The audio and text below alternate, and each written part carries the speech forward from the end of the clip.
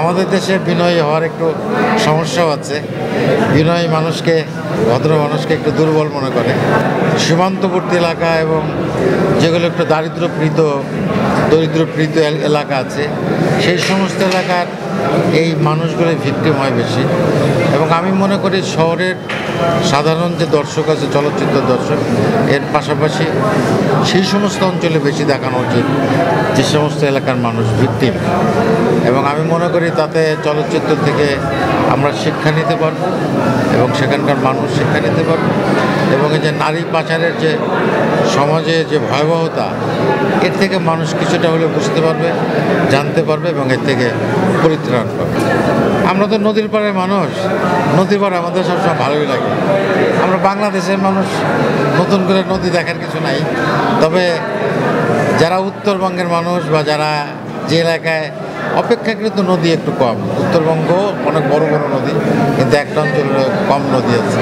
কিন্তু ওই মেঘনা নদীর সে যে বিশালত্ব, সেটা দেখলে আসলে ওটা কি নদী নাকি সাগর বোঝা যায় না। তবে নদী আমাদের সবসময় টানে। আমি নদী সবসময় এনজয় করি, আমার ভালো লাগা, আমার সব কিছু, আমারও বেড়ে ওঠা নদীর পাড়েই। আর এই স্ক্রিপ্টটা আসলে আমি তো খুব বেশি কাজ করি না, একটু অন্যরকম স্ক্রিপ্ট দেখেই এই স্ক্রিপ্টটাতে কাজ করেছি এই সিনেমায়। সব কিছু মিলিয়ে সবার মানে ক্যামেরায় খায়ের ছিল, তারপরে মামুন ভাইরা ছিলেন, সব ভালো ভালো মানে সব অভিনেতারা ছিলেন কো অ্যাক্টর হিসাবে, সব কিছু মিলিয়ে ভালোই হয়েছে। আনন্দদায়ক অভিজ্ঞতা হয়েছে যে আমরা অতি শীতে কাজ করেছি নদী পাড়ে, আবার অতি গরমে করেছি এবং ভয়ঙ্কর সে অভিজ্ঞতা। এত শীত রাত জেগে কাজ করার যে অভিজ্ঞতা, সেটা খুব মনে রাখার মতো, সেটা সেই স্মৃতি মনে থাকবে।